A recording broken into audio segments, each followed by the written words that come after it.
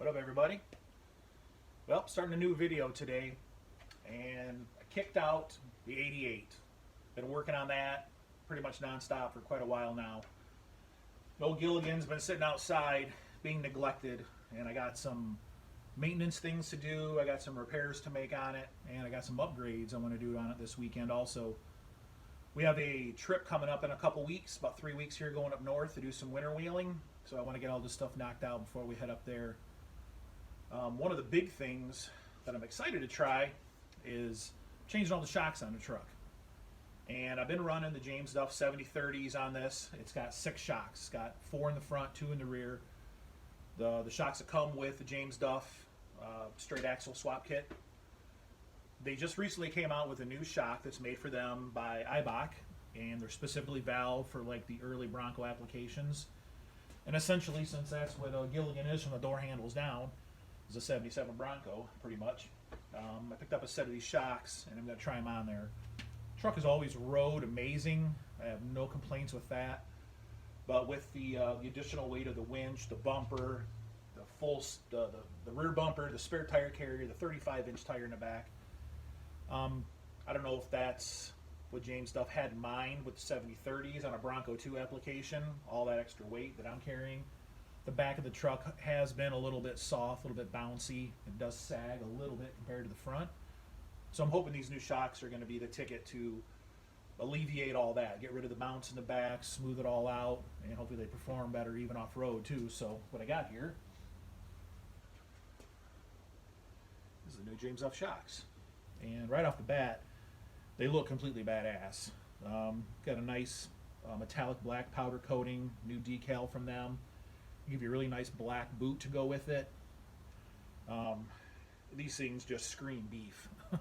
I mean, I ain't gonna try to squeeze these things down, but completely different style shock. So I'm really looking forward to see how these perform here. So we're gonna get these on all 4 corners and see what they feel like here. Hopefully, maybe even a couple days we'll run out to Bundy Hill on maybe New Year's Day and give it a little dry run, see how she feels anyway. So I have some other things planned here as well. Let me show you that. So one of the things I don't know, haven't really been too proud of is the way the interior looks in the truck. After I did the floor pan replacement, all I did was put some bed liner down on the floors, bare metal, threw some floor mats in it, and that's the way I've been rocking it ever since. So the bed liner stuff's wearing down. Dirt looks like hell inside there. So I'm going to go ahead. I'm going to gut the whole interior in this today. Pull the seats out, console out, amps, power inverter, everything is bolted down to the floors. I'm going to clean up all that mess up there. And I went ahead and I bought one of the rubber floor mat kits from ACC Carpets. Really nice kit. Looks like it's all pre-molded. You can even see in the rubber where they have the holes for the seat bolts and the seat belt harnesses and stuff. Give you a nice little carpet jute. Some insulation comes with it too.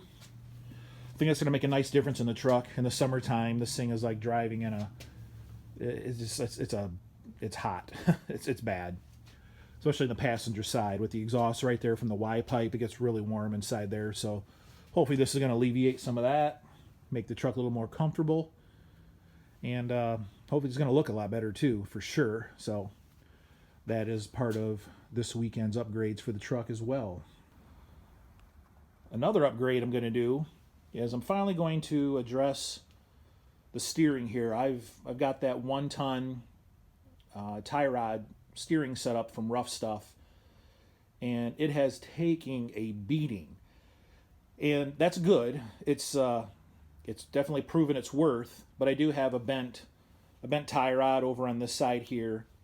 So what I'm going to do is I bought all new tie rods from Rough Stuff, bought basically a rebuild kit for the steering setup, but I'm going to convert it over to on top of the knuckle instead of hanging below it. So I'm going to gain a good couple inches of clearance there in the steering before it hits on stuff. So I'm going to do all that, and I also bought from James Duff their Trac bar riser bracket. So I'll also raise up the track bars, try to keep all the steering geometry correct.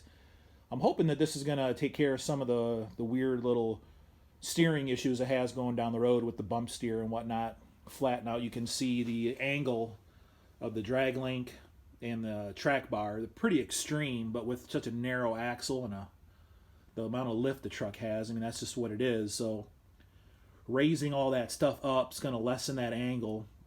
Should take away quite a bit of bump steer. So hopefully this thing will go down the road a lot nicer than what it does now currently. So, and also you can see I got a little drip there on the last outing. Somehow I bashed the front diff cover on a rock or something and snapped off a bolt on the bottom of the diff cover there, and must have disrupted the seal on the cover. So I got a pretty good drip going on there. So we're going to pull that off when we get the steering off and fix all that, get the broken bolt out, and reseal up that front diff. So that's another thing that's on the plan to get fixed on Gilligan right now. All right, got the truck up in the air, and we're unbolting the original James Duff shocks now. So we're getting those off right now. All right, so this truck had the dual front shocks originally. So for up here, I cut a 2 3/8 spacer that I'm just going to place up there to take up the gap where the old shock was. And then on the bottom, we'll just find a new shorter bolt and just bolt the shock up here on the inside shock mount. Nothing will be out here. Okay, I got the new shock all bolted up in place. So these things are really hard to compress. So I used a little extended bottle jack setup I got here.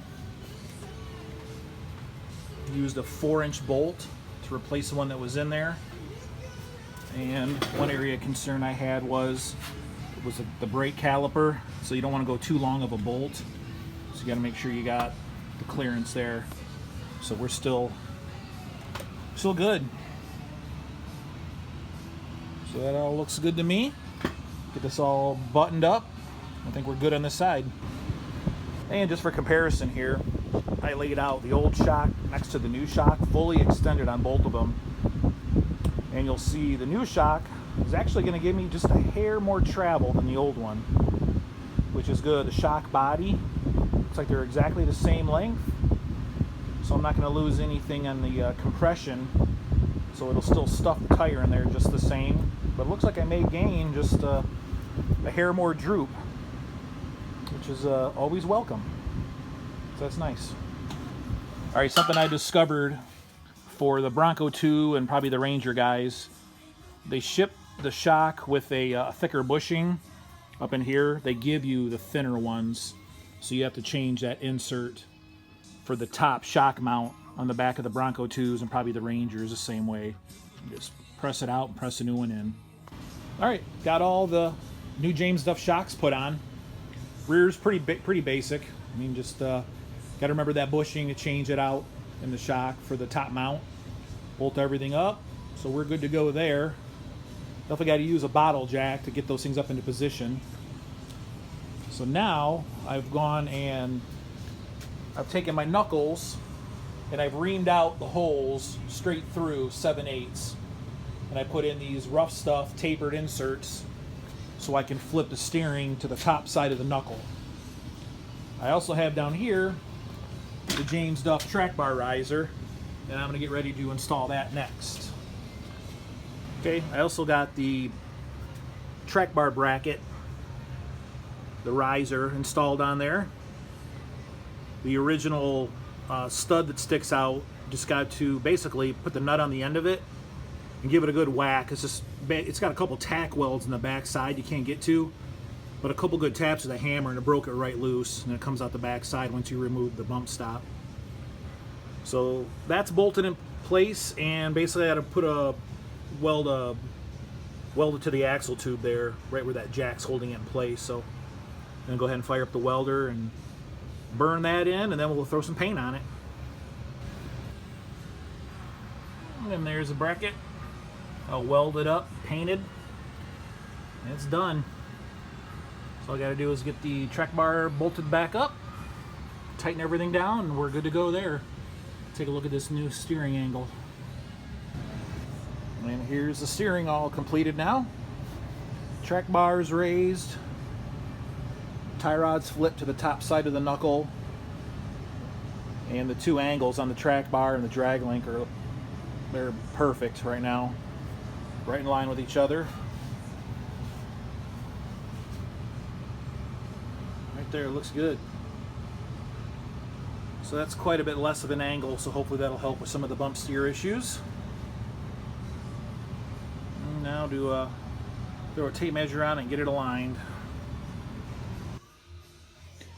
And after much cutting and bending and forcing, we have the ACC rubber floor mat is now installed. So now we can throw the seats in it and get my amplifier and power inverter back in.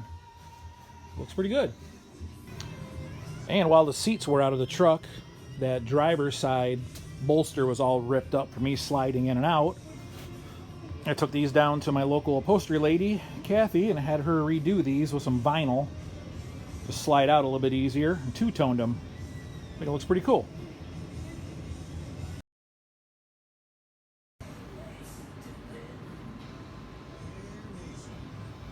Just getting all the wires pulled through for the stereo. Passenger seats in. I like the two-tone, that looks good.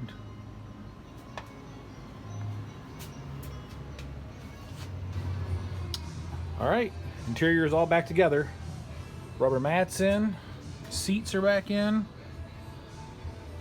center console.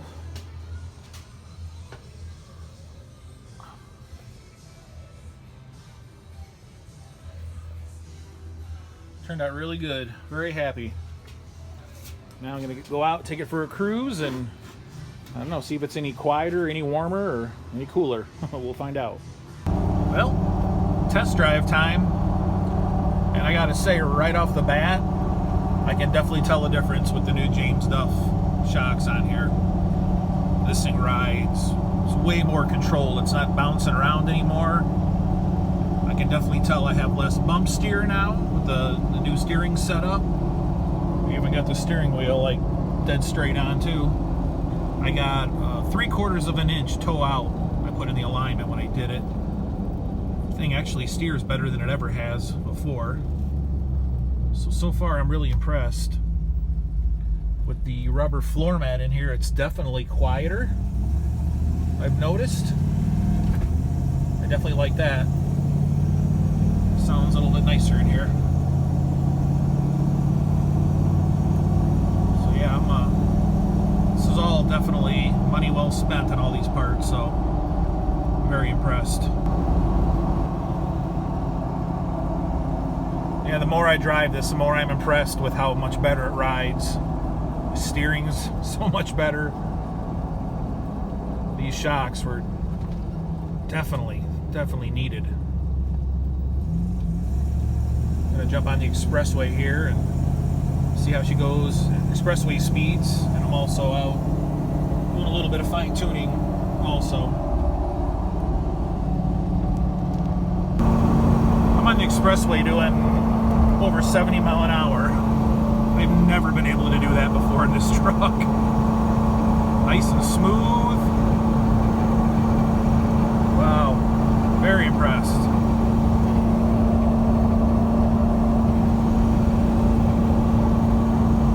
Wow, we can drive this thing to work now.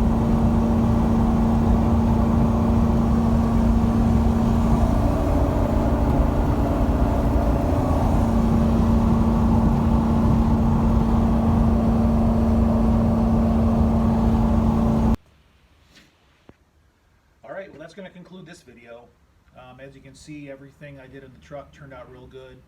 Very happy with the results of everything. The shocks, great.